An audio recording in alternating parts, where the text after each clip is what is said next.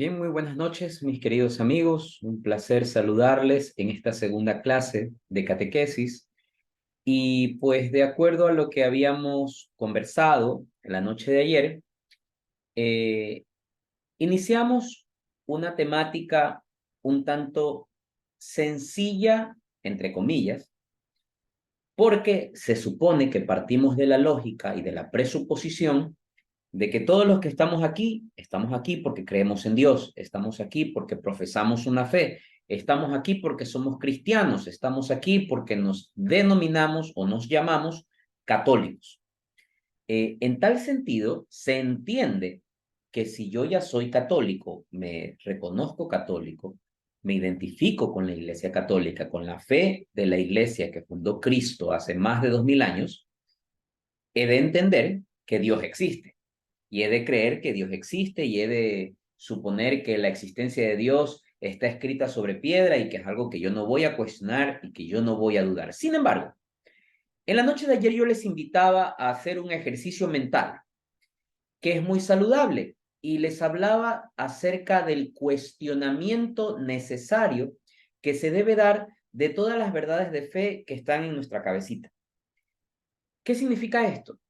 Que es importante empezar a cuestionarse lo que creemos, por qué lo creemos, no con el propósito de entrar en una crisis existencial, en una crisis de fe, en una crisis mental, sino para poder justamente fortalecer las razones y los argumentos según los cuales nosotros creemos y tenemos esta fe.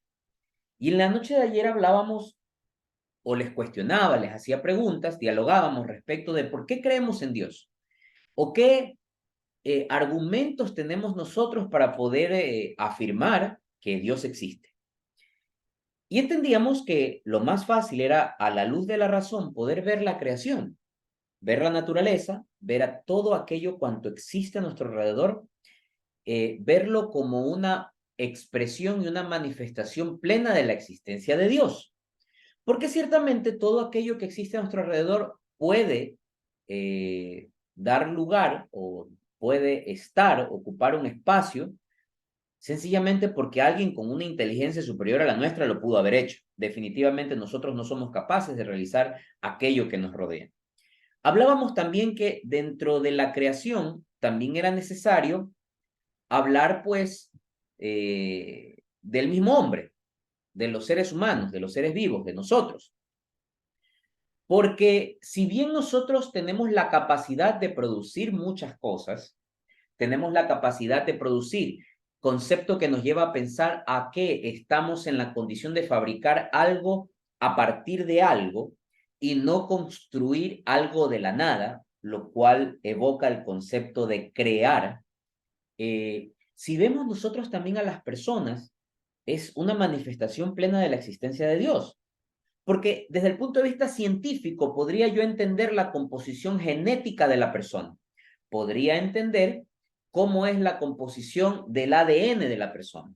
Podría entender cómo están compuestas fisiológicamente todos los órganos y cómo están integrados entre sí a fin de permitir una función gástrica, una función hepática, una función renal, una función arterial, una función cerebral. Sí, físicamente, desde el punto de vista científico, yo lo puedo entender. Y podríamos incluso pensar en el hombre como una máquina, de modo tal que diríamos, ok, el ser humano funciona como si fuera un motor, que tiene un conjunto de piezas que están integradas entre sí y que funcionan. Pero vaya usted y dígame cómo explica la función sensorial de la persona. Explíqueme usted cómo funciona la parte espiritual de una persona. ¿Por qué somos capaces de sentir, de creer, de pensar, de amar, de razonar? ¿Por qué somos capaces nosotros? Y ojo que no es un instinto, porque alguien diría, oye, el animal también genera sentimientos. Sí, pero el animal es capaz de seguir patrones. Nosotros, en cambio, tenemos algo que se llama voluntad. Y la voluntad está sometida al curso de nuestra razón. Hay sentimientos, hay patrones de conductas sucesivas o hábitos que generan ciertas conductas, como los animalitos, pero en nuestro caso existe la voluntad. Existe la capacidad de querer, de amar, de saber, de razonar, de discurrir. Explíquenme ustedes cómo se explica, valga la redundancia, desde el punto de vista de la ciencia, una poesía. ¿Cómo explicar la belleza del arte contenido en la música? ¿Cómo explicar, por ejemplo, la armonía compuesta en un soneto?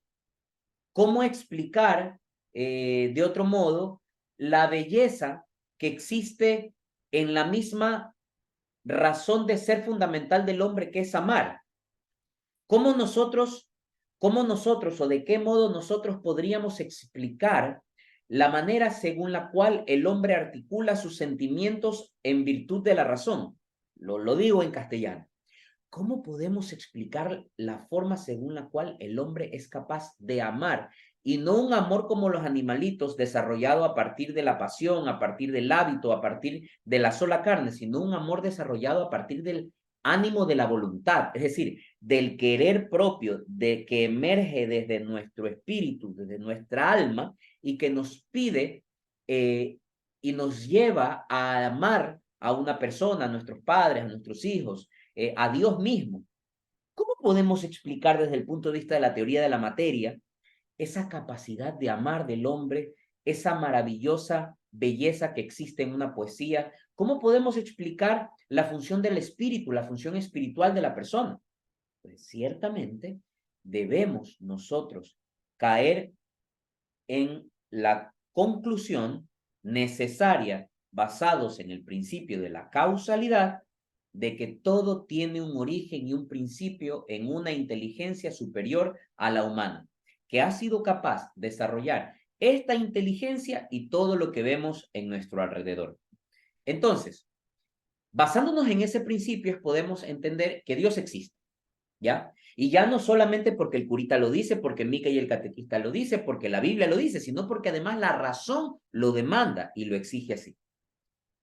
Y también podemos entender, según lo que conversábamos ayer, por qué razones Dios crea al hombre, porque siendo este ser tan maravilloso, tan pleno, tan dichoso, tan excelso, tan todopoderoso, tan omnisciente, omnipresente, que no está solo y que no nos necesita, ¿para qué nos crea? Si no somos necesarios, no somos utilitarios para Él y no somos útiles para Él en última instancia. ¿Por qué nos crea? Y la primera razón es por amor. Nos hace por amor, porque de manera gratuita, sin merecerlo nosotros, porque no hay mérito en aquello que no se ha procedido en acción. Con lo cual, si el hombre no hace nada, no está el mérito. Pues que Dios nos crea de la nada. Nos crea por puro amor. Segundo, para manifestarnos su gloria. Y ustedes dirán, ¿qué significa esto? O sea, que Dios quiere decir, mira, yo soy un Dios chévere, me glorifico ante ti, yo me engrandezco ante ti. No, manifestar su gloria significa a que se da a conocer, se revela. La primera revelación de Dios al hombre en nuestros primeros padres, Adán y Eva, fue su voluntad de que nosotros le conozcamos, le amemos y permanezcamos en él. De hecho, a nuestros primeros padres en la fe se les delegó la tercera razón por la cual Dios nos crea, que es convertirnos en administradores de la creación. Se les dio el paraíso terrenal para que lo administren, para que lo subyuguen, para que esté sometido bajo ellos y bajo el control de ellos, y que sea el hombre y la mujer quienes administren la creación. Evidentemente, producto de la desobediencia, el primer pecado del hombre, el pecado de la humanidad, que es el pecado original, se rompe este estado de amistad con Dios, estado de amistad inicial con Dios, y entramos en una situación un poco más complicada en la que necesitamos ser redimidos, necesitamos ser salvados y necesitamos que a través de un sacrificio nuestra alma tenga la posibilidad de salvarse. Entonces, entendemos por qué Dios nos crea. Lo segundo que debemos entender es para qué Dios se da a conocer. Ciertamente, si por el pecado original nosotros caímos en un estado de enemistad temporal con Dios, necesitamos conocer a Dios para saber qué quiere Él de nosotros y en virtud de ello, saber cómo reparar esta mancha esta herida o esta fractura que tuvo nuestra alma a raíz del pecado original. Entonces, ¿por qué Dios se revela? Revela no con V labial, sino con V dentilabial, es decir, revela con B chica, porque la otra es de rebelión, de malcriadez, eso no. ¿Por qué se revela Dios al hombre? Significa por qué Dios se da a conocer. Dios se da a conocer básicamente para que le amemos, para que le sirvamos y le demos gloria, para que lo conozcamos y para que podamos estar con Él en el cielo al final de nuestros días. Básicamente Dios se revela ante nosotros y se nos da a conocer es para que conozcamos su voluntad. ¿Y cuál es la voluntad de Dios respecto del hombre? Que todos nos salvemos. ¿Y qué significa que nos salvemos? Para podernos salvar tenemos que amar a Dios, sí señor. Para podernos salvar tenemos que conocer a Dios, sí señor. Y para poder salvarnos necesitamos servir a Dios. Sí, señor. ¿Qué significa servir a Dios? Significa vivir de conformidad a unos principios, a unos valores y a una directriz que Dios marca para nuestra vida. Ciertamente, ayer hablábamos algo. Dios, en el amor con el que nos crea, nos hace libres. ¿Y qué significa el término libertad? Libertad en el ámbito más pleno del término. Es decir, podemos hacer lo que nos dé la gana.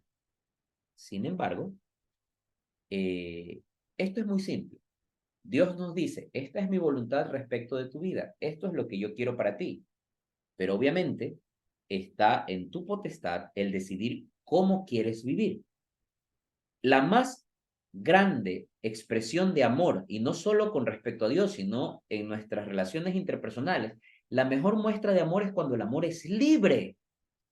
No cuando uno coge a la pareja y le dice, no, tú tienes que hacer lo que yo diga y tú estás aquí amarrado. No.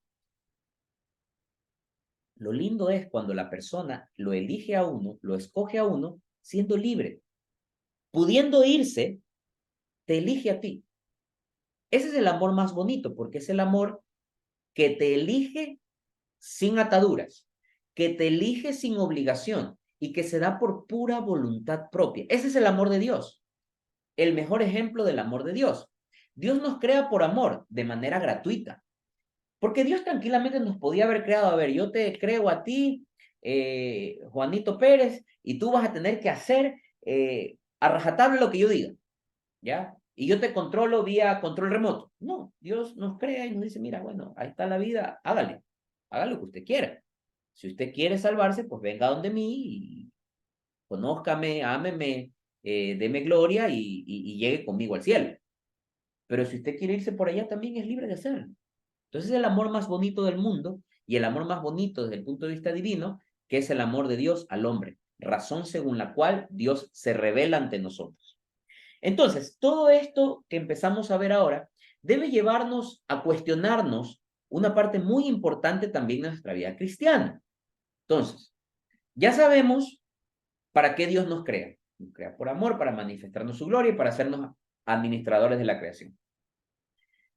Ya sabemos para qué se revela Dios, para que le conozcamos, para que le amemos, para que le sirvamos y le demos gloria y lleguemos a su presencia en el reino de los cielos.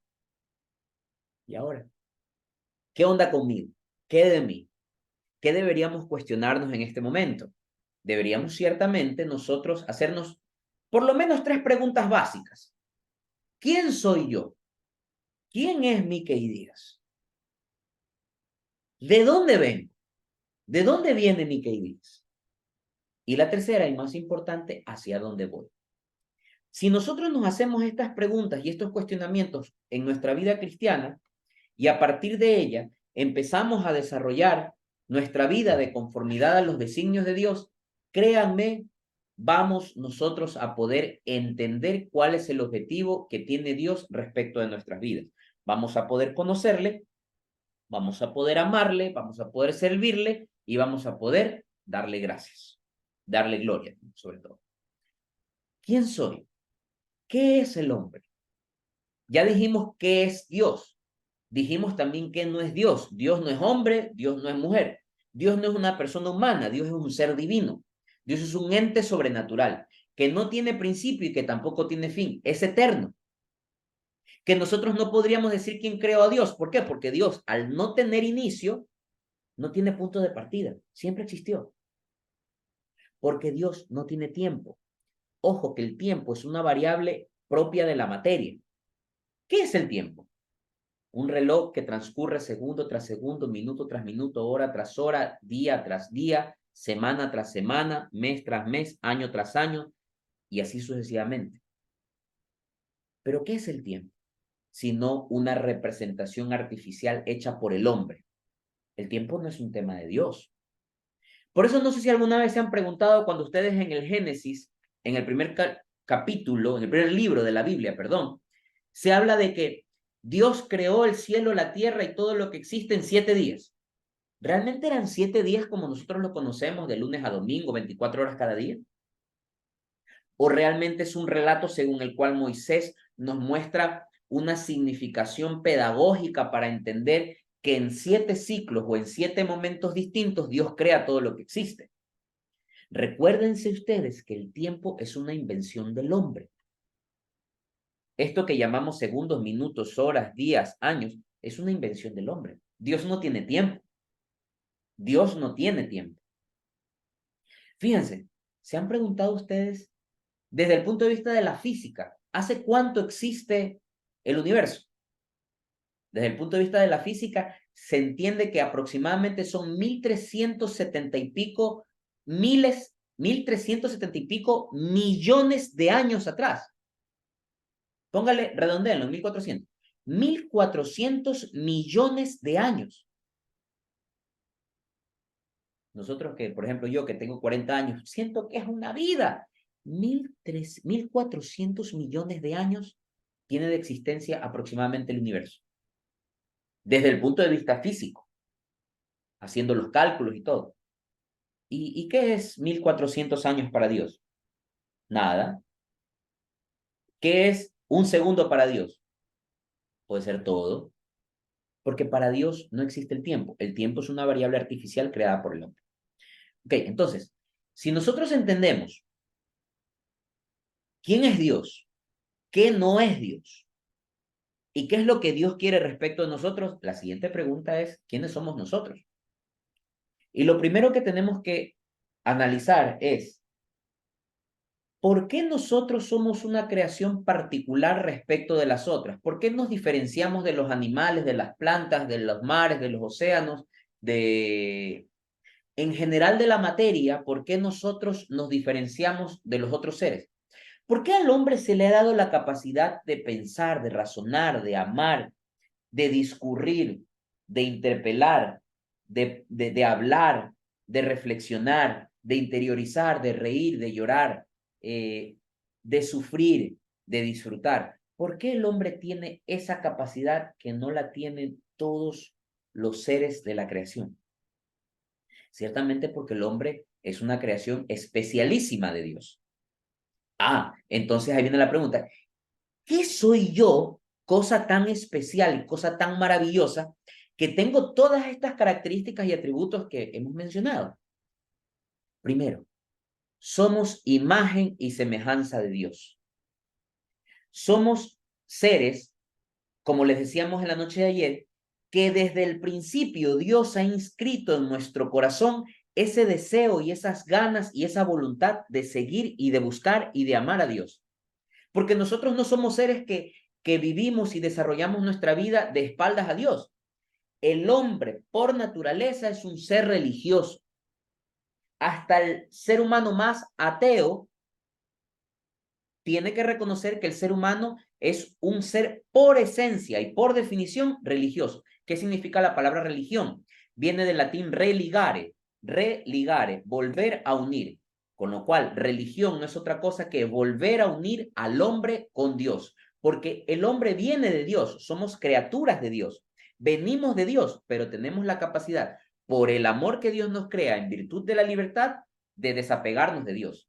Entonces, por eso el término religare es de volver a unir al hombre con Dios. El hombre es un ser por naturaleza religioso.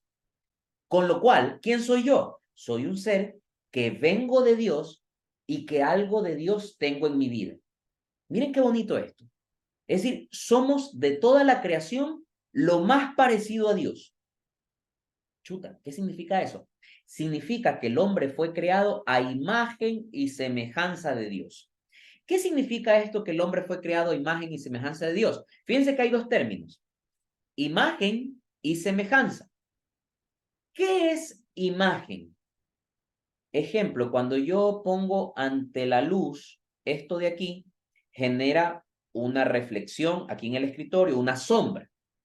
Decimos que esta sombra es la imagen de este objeto original que se encuentra aquí.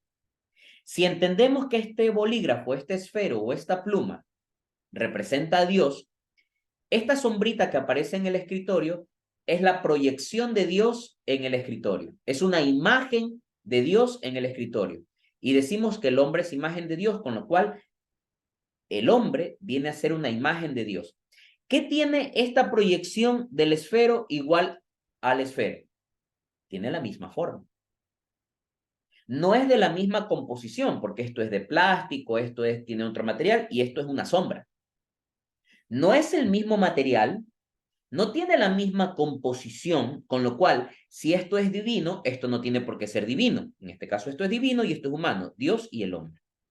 Pero hay una semejanza, hay un parecido en cuanto a la imagen que proyecta esto respecto de la sombra que se ve acá. Entonces, ¿a qué llamamos imagen? Llamamos imagen al hecho de que nosotros tenemos algo que Dios tiene y que es igualito. ¿Dios tiene principio? No tiene principio. ¿Tiene fin? No tiene fin. ¿Nosotros tenemos principio? Claro que sí, desde que fuimos creados, desde que nacimos, desde que fuimos concebidos en el seno de nuestra madre, en el vientre de nuestra madre. ¿Tenemos fin? Sí y no. Desde el punto de vista humano, carnal, sí, cuando nos morimos. Pero desde el punto de vista espiritual, desde el punto de vista de la trascendencia del hombre, no tenemos fin, porque nuestra alma es inmortal. Ah, mira tú, quiere decir que el alma del hombre es inmortal. Por esa razón, cuando nuestros familiares fallecen, nosotros les rezamos, le hacemos la novena, le hacemos la misita y pedimos por su alma, puesto que el alma es inmortal. Ah, mira tú, entonces eso es lo que nos parecemos a Dios, porque Dios no tiene fin, nosotros tampoco. Entonces, más adelante veremos qué es lo que pasa cuando el momento, cuando nuestra vida llega a su momento culmen y fallecemos, qué pasa con nuestra alma, cómo funcionan las postrimerías y las últimas realidades del hombre de cara a Dios. Ya lo veremos más adelante. Pero entendamos por ahora que somos imagen de Dios es porque al igual que Dios, nuestra alma es inmortal. Ahora, ¿ustedes han visto una almita caminar por ahí? Se habla de que hay almitas penando, pero eso es otra historia. El alma es una cosa que no se ve, que está en nosotros, que es la que hace que alma viene de ánima, de animar. El alma es la que anima al cuerpo, porque como decíamos hace unos minutos, por mucha composición genética, fisiológica, orgánica que tengan nuestros órganos, si no hay un alma que la anime, aquí no pasa nada. Somos un cuerpo recostado en una UCI que podrá tener vida, que podrá tener todos sus órganos funcionando, pero sencillamente no responde. ¿Ya? No responde. Entonces, esto es algo que excede a la función fisiológica del ser. Y nosotros tenemos alma porque somos imagen de Dios. Entonces Dios, en su infinita bondad y misericordia y amor hacia nosotros, nos ha creado a su imagen. ¿Dónde podemos ver esto? Si nos vamos al Génesis,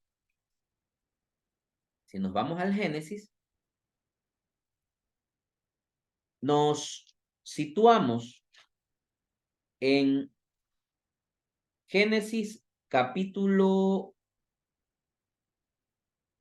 1, versículo 25, 24, para que vayamos desde antes. Dice, y dijo Dios, produzca la tierra seres vivientes por especies, ganados, reptiles y bestias salvajes por especies. Y así fue.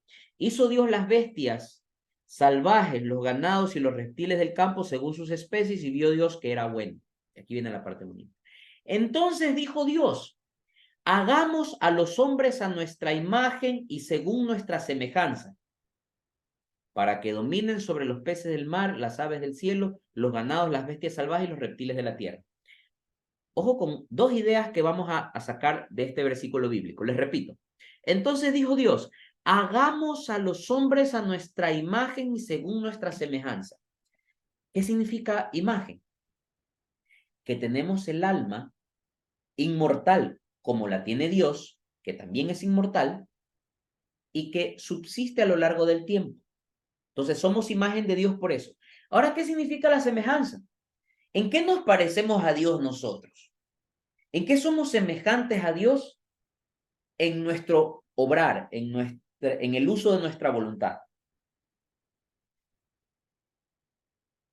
¿Cómo nos creó Dios? Dios nos creó libres, nos creó en libertad. Dios es libre de poder hacer lo que le dé la gana, ¿sí? El hombre es libre de poder hacer lo que le dé la gana, ¿sí?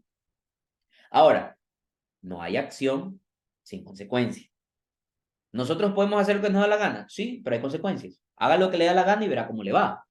Pero tenemos la capacidad de poder hacerlo, sí, señor. Entonces, en eso consiste nuestra semejanza, en que tenemos la capacidad de pensar, razonar y actuar según lo dicte nuestra voluntad.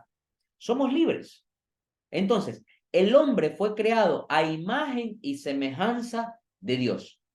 ¿En qué consiste entonces que el hombre fue creado a imagen y semejanza de Dios? Consiste en que tenemos alma espiritual e inmortal y que somos libres.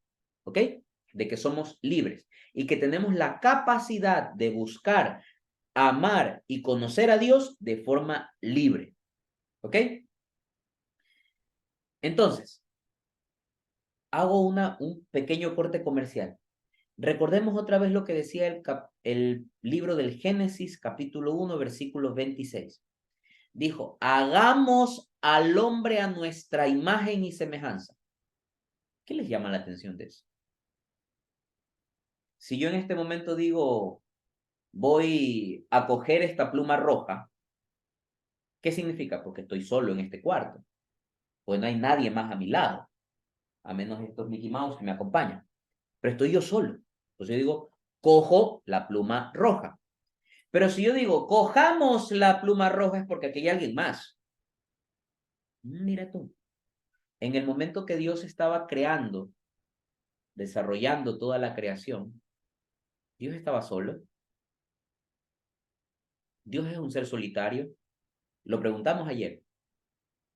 La siguiente pregunta. ¿Quién estaba junto a Dios en ese momento? ¿Los ángeles? No. Fíjense que dice, hagamos al hombre a nuestra imagen y semejanza. Todavía no es tema de esta parte de la catequesis, pero se los voy a dejar como balón boteando ahí. Vámonos nuevamente al Génesis, capítulo 1, versículo 1. Al principio creó Dios el cielo y la tierra. La tierra era una soledad caótica y las tinieblas cubrían el abismo, mientras el Espíritu de Dios aleteaba sobre las aguas. Ah, resulta ser que estaba Dios y su Espíritu. Dios y el Espíritu de Dios. Les voy a dejar la idea boteando. Cuando nosotros decimos en nombre del Padre y del Hijo y del Espíritu Santo, ¿qué es lo que evocamos? Evocamos un dogma cristiano que se llama la Santísima Trinidad, en el cual reconocemos que existe tres personas divinas distintas, distintas entre ellas, el Padre, el Hijo y el Espíritu Santo, pero que siendo distintos son un único Dios verdadero. No conforman, no hacen parte, sino que son. El Padre es Dios, el Hijo es Dios, el Espíritu Santo es Dios, el Padre y el Hijo son Dios, el Padre y el Espíritu Santo son Dios, el Hijo y el Espíritu Santo son Dios, el Espíritu Santo solito es Dios, los tres juntos son Dios. No conforman, son Dios. Por eso el misterio. Tres personas divinas distintas que son un único Dios verdadero. Oye, pero yo conozco que Jesús vino hace 2023 años. Vino, nació de María y todo lo demás. Sí, pero Jesús, ¿quién es? Es el Hijo de Dios. ¿Y el Hijo de Dios nació hace 2023 años o existe desde el principio? Existe desde mucho antes. ¿Desde cuándo existe? Para responder esa pregunta teníamos que hacernos esta pregunta. ¿El Hijo de Dios es Dios? ¿El hijo de pato qué es? Pato. ¿El hijo del pollo qué es? Pollo. ¿El hijo de Dios qué es? Dios. Ya lo veremos más adelante. pero quiere decir que Jesús existe desde el principio de los tiempos. Por esa razón es que en el Génesis encontramos en el capítulo 1, versículo 26, que dice, dijo Dios, hagamos al hombre a nuestra imagen y semejanza. ¿A quién le decía eso? Al Hijo y al Espíritu Santo, que estaban junto con él en el momento de la creación. ¿Ok? Miren qué bonito, poco a poco se va a ir abriendo y se va complicando un poco más el tema y vamos a tener que ir aprendiendo todas estas cosas que cubren nuestra maravillosa fe cristiana, nuestra doctrina cristiana y que vamos a tener que aprender a lo largo de esta catequesis. Entonces, ideas con las que tenemos que quedarnos esta noche. Primero, sabemos por qué se revela Dios al hombre. Se revela para que lo conozcamos, para que lo amemos, para que le rindamos gloria y para que podamos participar de él en su reino. En méritos de esto tenemos que preguntarnos quién soy, de dónde vengo y a dónde voy, para poder un poco comprender cuál es el designio de Dios para nosotros. Entonces, con base en esto, ya podemos decir que somos hijos de Dios, creados a imagen y semejanza de Él, lo que hemos cubierto en este rato. Ahora viene la pregunta, ¿de dónde vengo? Ya sabemos que al ser imagen y semejanza de Dios, venimos de Él y somos creados para Él. San Agustín, en su libro Confesiones, dice una cosa muy bonita. Por aquí está el libro de San Agustín, Confesiones.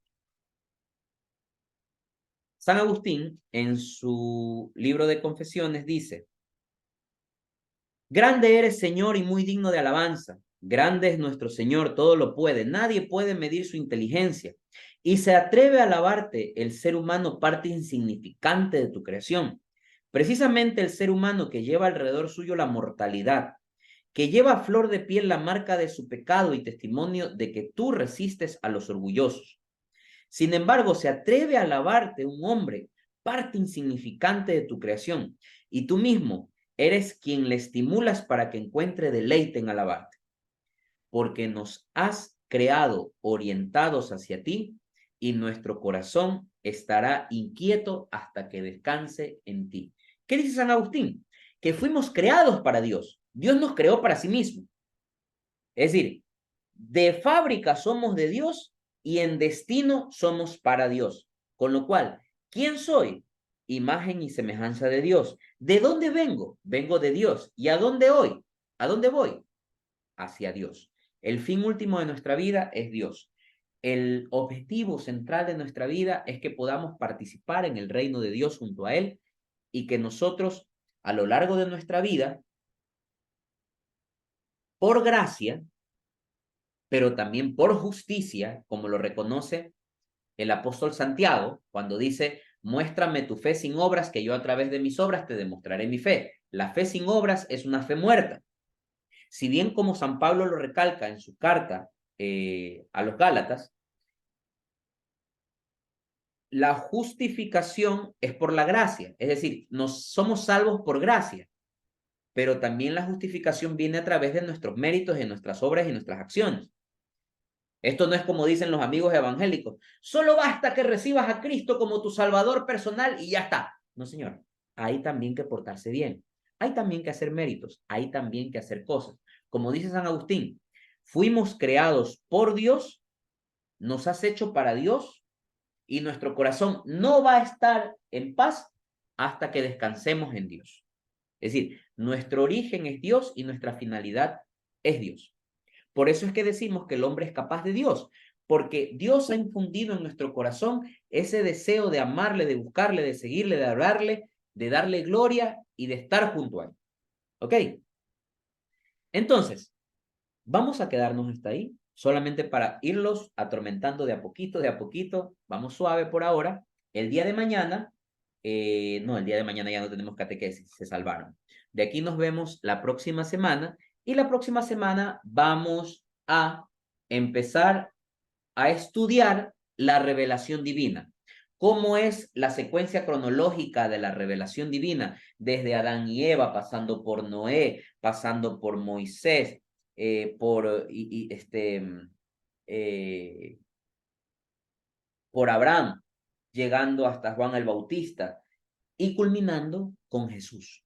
Vamos a entender teológica, bíblica y cronológicamente cuál es el sentido de la revelación y para luego llegar a un concepto maravilloso que es la alianza de Dios con su pueblo. Entonces, por ahora vamos a quedarnos hasta ahí.